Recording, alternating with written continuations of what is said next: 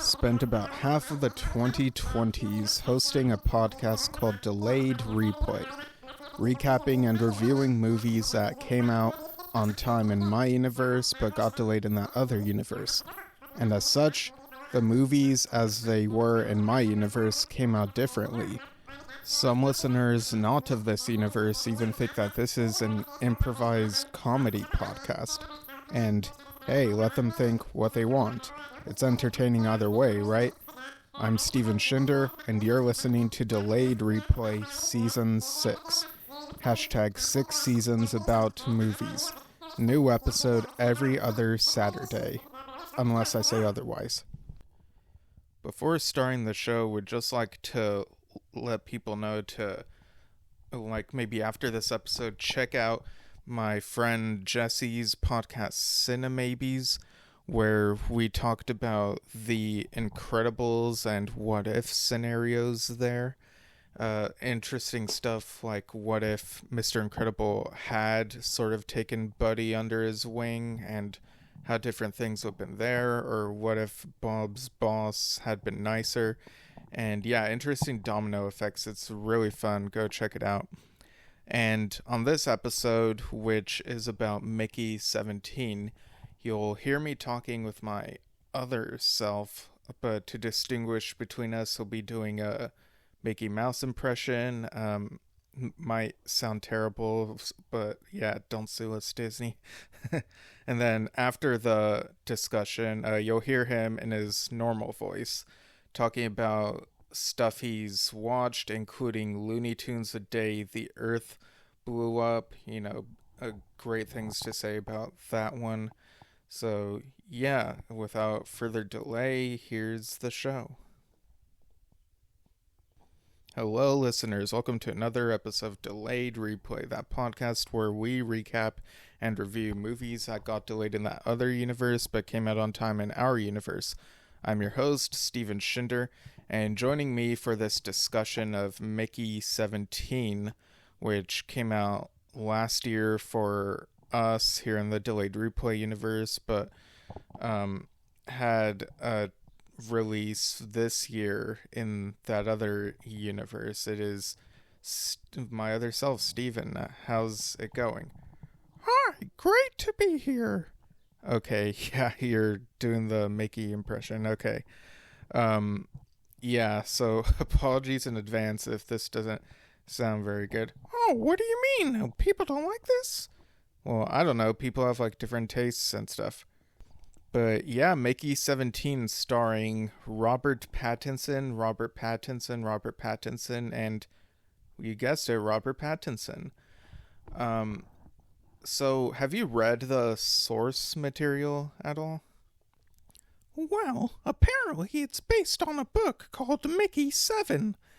But yeah, I have not read it, nor have I seen the one that's out over here.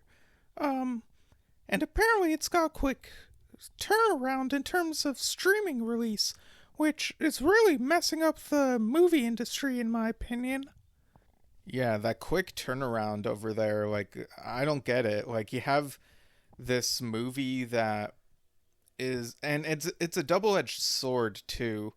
You have people saying they want more original things, and granted this is based on a book, but it's not super well-known, super popular, your Hunger Games, your Marvels, your Wizard of Oz's, and yet people, I don't know how many people turned up for it over there, but you also got this problem where things will just end up on streaming a month later or something, and it's not really encouraging people to go out to the movies all that much. Yeah, it's really annoying, but yeah, to reiterate, I've not seen the movie in my universe, but saw the version that came out in your universe. Right, so it's going to be pretty different from the one that just came out in 2025 in your universe. So, yeah, this was an interesting premise. You got Robert Pattinson doing, he's done different accents before, but he's got like kind of a, I don't know how to say, like a funnier sounding voice here. Yeah, his voice did sound pretty funny here. Yeah, and you see him going through these things where, he's in space. We start off there. He's on a ship. He goes through all these things where he dies. Like, he loses a hand at one point, which is really important later on. But you see his body getting thrown into an incinerator in these montages, and they duplicate the body.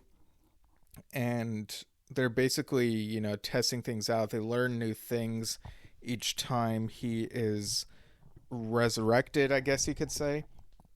Like, there's all these ethical questions right off the bat, because apparently he has these memories up until, like, before his death.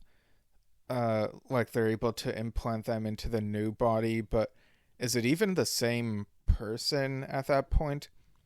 Yeah, it's something that they kind of question. Like, later on, you have the different Mickeys talking to each other, trying to compare notes, and there's some overlap and some differences, but I don't know, it kind of feels like this movie, and I don't know if maybe the book does it better, but it touches on these philosophical questions, but not as much as you would think, so it feels like they don't lean into it enough. Yeah, it feels like they're kind of just there, those questions. It kind of reminded me of how in Alien Romulus, it felt like they were maybe gonna touch upon a little bit of commentary, when they said that the android, like, they're not people or something, but then they sort of focused on other things. Still a bit of commentary in terms of the working class stuff, I guess. But yeah, it's and I haven't read the book either, so again, I don't know if it's done better in that. I should also mention that this movie was directed by, and also the screenplay is by, Bong Joon-ho. The other, he's done Snowpiercer, Okja, which my friend told me he wanted me to watch Okja like years ago, because he wasn't sure like what the hubbub was about it, and I still haven't seen it, even though I've been meaning to. But I did watch Parasite. I know that won an award or something a while back. But yeah, I thought it was fine. It kind of took a while to get going, but in the end, I enjoyed watching it. Yeah, it was a little bit of a slow burn, and I do like some slow burn movies. It really depends on the execution. But yeah, I wasn't as high on that one. Maybe a 7, 7.5 at best for me. But still definitely worth watching. There's some interesting stuff in that one. Yeah, and that was the last one that he did before Mickey 17. So I guess for some, the bar was kind of high, whereas for us, we were like, okay, this could potentially be a fine movie. But yeah, it gets to a point where after these Mickeys die in these different ways, one of them ends up in this place where, he's going to get some rest, but as he lies down, he sees there's another one of him. And, yeah, he's really freaked out by this. And it's revealed that this one was cloned from his hand, basically. Like, they took the severed hand and made another Mickey, and we're going to do other tests with him. Yeah, what did you think of this development here? Yeah, it kind of reminded me of Star Wars, honestly. In the Thrawn trilogy of books, it's revealed that Luke's hand led to a clone named Luke Skywalker. Oh yeah, Luke with 2 U's, yeah. Those books are great. It also reminded me of Doctor Who. Like, there's a point where the 10th Doctor loses a hand, and then there's sort of a similar situation that ends up happening. But yeah, this I feel like the Mickey's, I feel like this was in this instance, it was kind of odd that the Mickeys don't act different enough from each other, like these two specifically. Like, I feel like it was kind of a missed opportunity to let Robert Pattinson share his acting chops. Yeah, but they rectify that later on when they introduce a couple others. One of them has a British accent, which, is Pattinson's. We've heard him like that before. But another one has more of a Brooklyn accent, like the sort of, the type that you expect in movies. Oh, yeah, like it really leaned into the I'm walking here type thing, which, I don't know how that plays off for people, but I thought it was alright. But again, like, I don't know, I think back to like Jimmy Neutron when there's that episode where all the Jimmy clones are just so different from each other. And yeah, I guess that was a little bit of a high bar. Oh, so you say that the bar was set high by an episode of Jimmy Neutron? I mean, basically, yeah. Yeah, I agree. Okay, so yeah, we have these 4 Mickeys, like they all end up finding each other, like Mickey 1, Mickey 11, Mickey 8, Mickey 17. I don't know why I said the numbers in, like I meant to say 8 then 11, but yeah, it just, it is what it is. But yeah, and apparently some of the deaths of these other Mickeys like had to do with testing out ingredients for food and like different meals and dishes. Yeah, because one of these things being tested is a new restaurant, like a space restaurant, and it's sort of a malevolent corporation type thing. This is a very, trying to manipulate consumers. We see these ads trying to make the food look good, but like there's something sinister about this. Yeah, there's the implication that some of these ingredients will make humans more obedient to the corporations, but they also have to test that the ingredients, with the chemicals that they use aren't too lethal, that they don't like end up killing the consumers and making the corporations have to face lawsuits. And you have characters like Mark Ruffalo's character.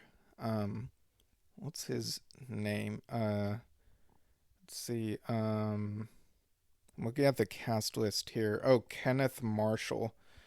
Yeah, he really wants these multiple Mickeys to be eliminated now that they're like aware of all this stuff going on. Yeah, but you also have Naomi Aki as Nasha Bridge. I think that's how it's pronounced. She falls in love with one of these Mickeys. Yeah, like, there's a moment where she has this deep conversation with one of the Mickeys, and, they sort of go out on a date, while Mickey's on the run. But yeah, then after that, it's like, well, wait a minute, which Mickey was on a date with? Because each of them are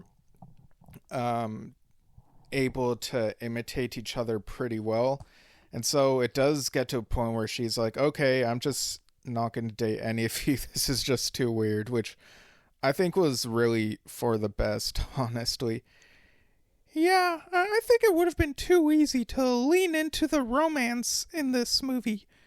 Some movies feel like they're obligated to include romance, but they don't always need them. We just need, like, some interesting philosophical stuff.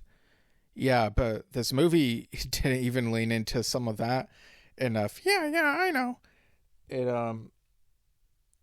yeah, I don't know. This movie just kind of feels like it squanders some of its runtime. You know, the version in my universe, anyway, the delayed replay universe, like it's 2 hours and 17 minutes, and you got a lot of running, and you got uh very little in the like they try to do the relationships a little bit, but I feel like they could have used more fleshing out. Yeah, and they also have this discussion about pocket universes, saying that, hey, maybe each Mickey can go to a duplicated pocket universe. Yeah, it gets into this weird thing where they decide to try building a machine that'll duplicate this universe and make it so that there's room for each of these Mickeys in their own respective universes. But it's, I don't know how they were able to like they went to all these like junkyards and got all these parts and were like trying to build this machine, but it just feels too easy in my opinion. Yeah, like how do they know how to build this machine? It just feels like moving the plot just for the sake of it. There is also a commentary about the rich here. Yeah, in the junkyards there are all these there's all this fancy looking food and all these nice looking sculptures that look really expensive, and it's like, yeah, the rich are like throwing out these things that they don't appreciate. Like they just buy things and then throw them out like they're nothing. Yeah, it also kind of feels like this movie was trying to riff off of The Matrix with all the slow motion moments. Oh yeah, there were definitely moments where, you know, when the corporation people were going after the Mickeys, or like shooting at them, and the Mickeys did like the, you know, the limbo thing, you know, bending backwards, and yeah, bullet time, you know, the 360 spins and the slow motion bullets. Really odd that this would be another one of those types of movies where you do these meta references like Shrek would. Yeah, but it does get more interesting when they find more Mickeys. One of them is kind of like half chicken person or rooster or something. Oh yeah, there's another Mickey that they find who has feathers and, you know, a beak. Like it looks half chicken, and the explanation for how he ended up like this is when he was testing one of the meals, like the food was like chicken based, and I guess it got into his DNA and mutated him or something. So I thought that was an interesting choice. Yeah, and he did like this foghorn leghorn thing. You know, he had that going on. He's like, I said, I don't want to be part of this. Or you're trying to do a foghorn leghorn impression while doing a Mickey Mouse impression, which is not an easy feat. But yeah, he does have that foghorn leghorn thing going on. But yeah, these Mickeys have been on the run for so long that they really look like they need to do laundry, but just don't have access right away. And hey, maybe that's a little commentary or something. I don't know. Yeah, it kind of feels like they throw in these little pitches of bits of commentary that they could do, but, you know, each pitch kind of fizzles along the way. Yeah, it's just sort of a hodgepodge. Like they feel like they want to stop and say something at certain points and then end up kind of saying nothing. Basically just asking the audience to indulge in this sci-fi action adventure thing. Yeah, and they also did the thing where, you know, another one of these hidden Mickeys ends up looking like, well, not exactly like, but he's part rodent, like part mouse, and even has a high-pitched voice, so it feels like a reference to Mickey Mouse. Yeah, but he's like black and white, and they try to, like, I don't know, like his mouse fur is like grayish and has black and white bits on it. Or actually, what I mean is anywhere he goes, the air around him turns black and white. Like the color goes away. And I guess that's the effect of something else he was testing. This one was testing some sort of colored printer, and then it just backfired on him. Yeah, that was I'm not sure if the science fair really checked out, but it was, I guess, out of the box. Yeah, there's a little bit of creativity. It's just kind of absurd. So yeah, it feels like they're trying to go with like the Steamboat Willie type of Mickey Mouse, since that one is in public domain. I mean, that timing, it's like they had to do this quick, I guess. But um, yeah, I'm not sure how happy the original author of the original Mickey 7 book would be with all this. Edward Ashton is his name. Um, and yeah, apparently the book got a sequel called Antimatter Blues, but I mean, with this movie, I mean, I don't know that they had a sequel in mind for this one with how much it perhaps diverged. Yeah, it feels like it's kind of its own thing. Which, yeah, I'd be curious to hear whether readers would have liked a more accurate book. Like, what do they think of this one? Like, I don't know. Yeah, it really makes you think. But yeah, we have these Mickeys on the run. They find another one that is like part lion.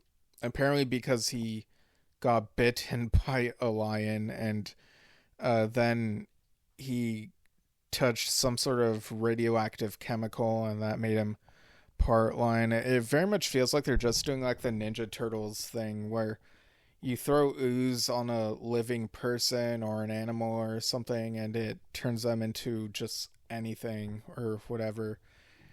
Yeah, there's another one. At some point they said that one of these Mickeys died from testing out perfume.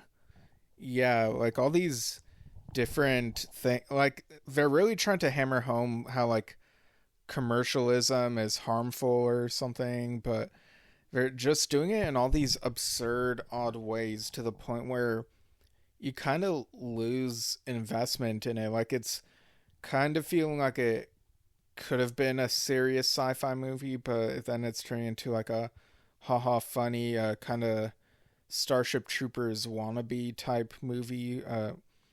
Like, not really delivering when it comes to the satire of it all.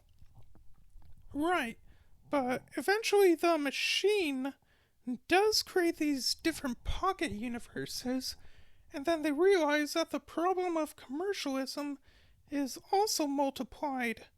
Yeah, so they have a real conundrum with, that problem spilling into these other universes, fueling the corporations by making it so that there are more of them. And then you have this all-out war between the corporations. They're the same ones, but fighting their duplicates in these different alternate universes. So these Mickeys kind of messed stuff up by creating an inter-universal or multiversal war type thing. Yeah, it's really annoying that they went the multiverse route with this. Yeah. Um and it's yeah, at this point just kind of stopped caring. You have all these actors in this, Tony Collette, Stephen Yeun, or is it Young or Yoon? It's I don't remember how to pronounce it. I think it's Yoon, but yeah, from Invincible. Um, yeah, I liked him as Mickey's friend. He was a cool guy. It was sort of a buddy buddy relationship, but it's one where they don't really seem to have much in common, other than they just get along with each other. So I think I would have liked to learn more about their friendship, but this movie focuses more on being like, hey, look how many Mickeys there are. One over here, one over there. And yeah, you got this stacked cast, and it's like, um, yeah, I don't know. Toni Collette as Kenneth Marshall's wife, Ilfa, like, she is more, um, like, they're both villains, but it feels like she's the one calling the shots here.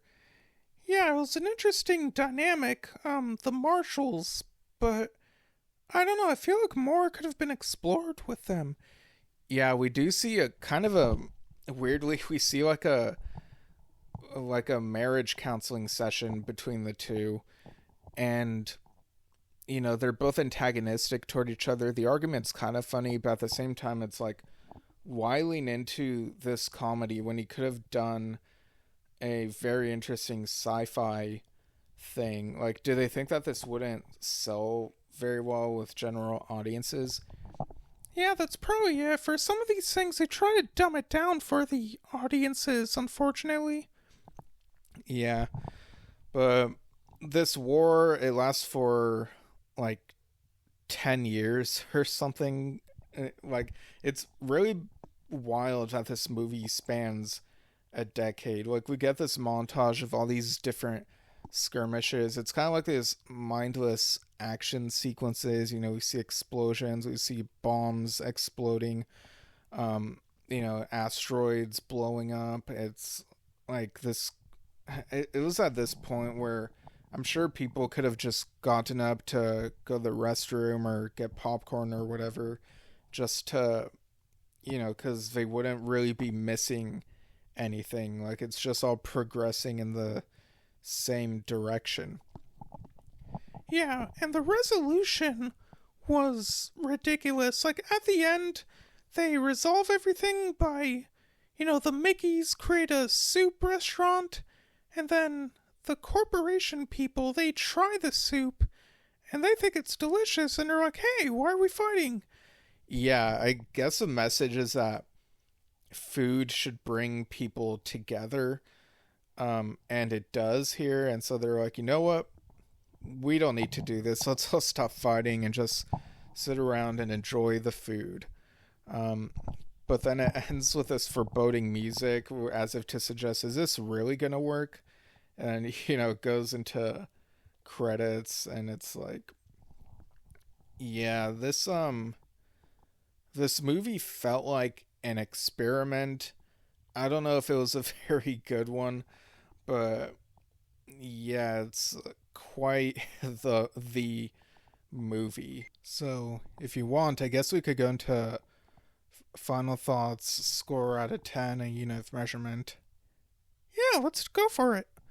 Okay, so final thoughts and score out of 10 for Mickey 17. Well, I give it 5 out of 10 Mickeys. It feels like it's squandered its premise for the sake of just being like, haha, funny for the audience. But yeah, it's kind of forgettable. It's not gonna stick with people for very long, other than maybe, hey, remember that weird movie? What even was that? Yeah, I agree. Although I think I'm gonna go lower on this one. I'm gonna go with 4 out of 10.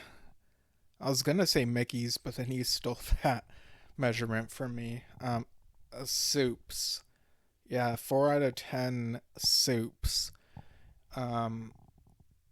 Yeah, I think because, I watched it last year and then had to watch it again, and it kind of went down this time, and it's like, man, this, really should have been better, and I hope the one in your universe is good. Maybe once you see that one, you can let me know, but yeah, there's just not much to like about this one. It's just, you get a lot of Robert Pattinsons and not enough for each of them to do that really stands out. And that's really disappointing because he is a great actor. And in this movie with these types of roles, like, the possibilities should be limitless. And there's very surface level differences, but then like not enough done beyond that, if that makes sense. Yeah, I totally get you. Totally valid. All right, so I guess I'll do it for this Mickey 17 discussion. Thanks for joining me. I guess some of our plugs are basically the same. Like, at Steven Shinder, Steven Shinder Storytelling, stevenshinder.com for info on standalones and stepping stones books. Uh, and yeah, just check out what's in the show notes. And again, check out Cinemabies, the Incredibles episode. And yeah, without further delay, I'm sure you're tired of doing that Mickey voice. Yeah, I'd like to share my thoughts on these other things I've been watching, but in my normal voice. Okay, so I'll let you record that on your own session or whatever, and I'll add it to the end. So, thanks everyone, and also follow Yes Shift and Drum Talk TV. My dad and I working on stuff over at those, and yeah. So without further delay, here's my other self in this other segment. Okay, whew, glad I can use my normal voice now.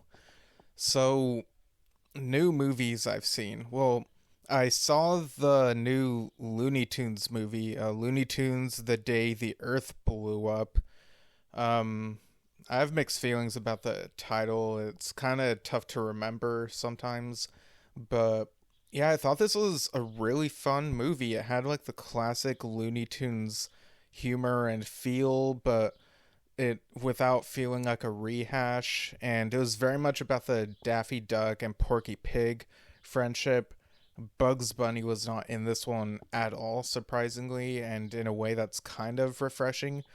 I really enjoyed the way the friendship was done, and you also have Petunia, Porky's love interest in there, and it's a good mix of comedy with bits of sci-fi and I guess you could say horror, as there's stuff going on that can affect the world. I thought it was really creative and well animated, and I'm perplexed by why Warner Brothers, apparently there's a whole history with this movie. Like, Warner Brothers was like, uh, you know, not doing this movie justice, and then they ended up selling it to Ketchup Entertainment, which is I guess a small indie distribution company. And so Warner Brothers supposedly cannot advertise the movie since they don't own it. And Ketchup is a small company. I first heard about Ketchup Entertainment when they distributed Hellboy the Crooked Man, which was a pretty bad film, not as good as the comics. But this one, like, they had a slam dunk on their hands, and now there's talks that, I saw some headlines saying that there's a possibility that Coyote versus Acme could be sold to Ketchup Entertainment, and I don't know for sure if that's possible, if it'll happen. If it can, I hope so, because Warner Brothers really seems ashamed of Looney Tunes. If those reports of like removing Looney Tunes from Max are anything to go by. Like, I see some Looney Tunes stuff on Max right now, but I think maybe they may have removed some of the older stuff. I don't know for sure. I don't see the Looney Tunes show on here, the 2011 one, which is a favorite of mine. But yeah, like, I see a few different things. So I guess they haven't completely removed Looney Tunes stuff, at least at the moment, as of recording. But it's felt like for the last little while, like, they haven't been championing animation as much with stuff like, Cartoon Network stuff like if Infinity Train, and you also had close enough. Like, those got removed a while back, and there are probably some other things I'm forgetting. But yeah, I'm glad this movie came out, but it feels like not a lot of people are talking about it or going out to see it. You know, there are only one or two other people in my theater, and granted, it was an afternoon showing, but on a Friday. So I don't know like how early schools get out these days, but yeah, this was a funny movie, and there are great setups and payoffs, and yeah, I wish this was more publicized than it is. Like, a bunch of people are surprised to learn that it came out um, at all, so that tells you a lot. Um, yeah, so other movies I've seen include, like, in terms of new movies, I saw Odessa, which is kind of a musical movie. It's on Hulu, and it's a post-apocalyptic musical movie, I guess you could say. I thought it was fine. I was vibing with some of the music, but there's a song that feels like it's pretty much just "Hey Jude" by the Beatles. But yeah, I'm glad I watched it. I also watched Electric State, that Russo brothers Netflix movie. It takes place in an alternate 1990s, so I guess 11 made it to the 90s or something. You know, Millie Bobby Brown. Um, the robots looked interesting, and also Stanley Tucci. It was kind of funny having rewatched Robots recently, knowing he voiced the dad in that, and he's also in this robot movie. I kind of liked the world building, but it also kind of feels like this movie, Electric State, was pitched as a video game and then got made into a movie instead. So I thought it was fine. It was um, not like the greatest thing ever. And I know there's like a discussion about the budget and whatnot, so that's a whole discussion. In terms of shows, I saw the season finale of Invincible, and they really pulled no punches in some respects with this finale. It was huge. And then I saw the season 5 finale of Harley Quinn, and it could kind of work as a series finale if it ends up not being renewed. But I would still like to see what happens in a sixth season. The people behind it say that they have ideas for season 6, so I guess we'll see if that continues. Daredevil Born Again is still a fascinating show, kind of a slower burn watching it week to week compared to the first 3 seasons, but I'm quite enjoying the show.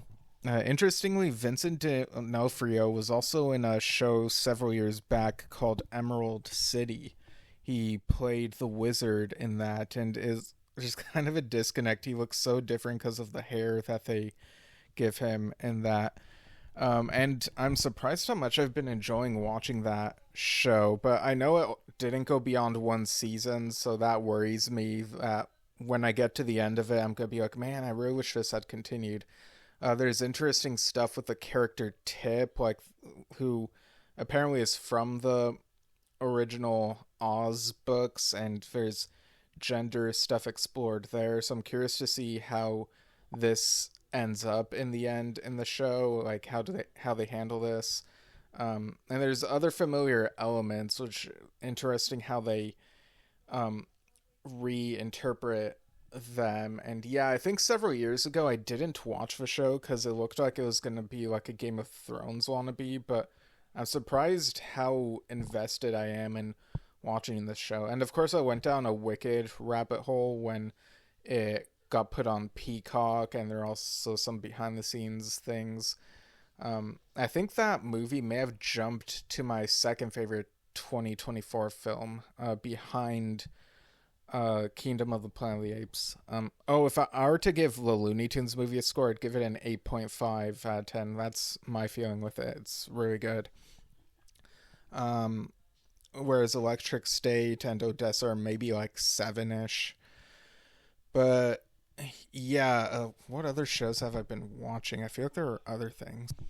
Oh, I've been watching Grosse Pointe Garden Society on Peacock.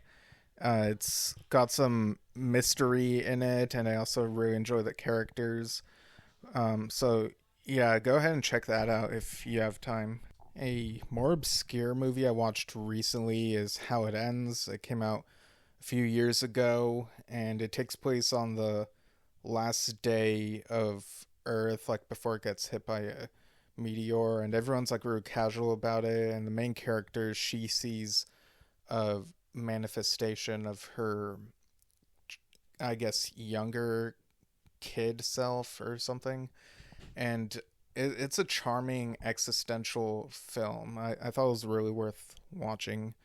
But yeah, I guess that's it for now. In terms of the YouTube channel, Steven Shinder Reviews in Video Form, I still plan to bring that back in the near future with new stuff. We'll see how I do with that. And yeah, I guess that's it for now. You can find other reviews on my Letterboxd and see what I'm reading via Goodreads. So yeah, that's it for now. And without further delay, have a good day.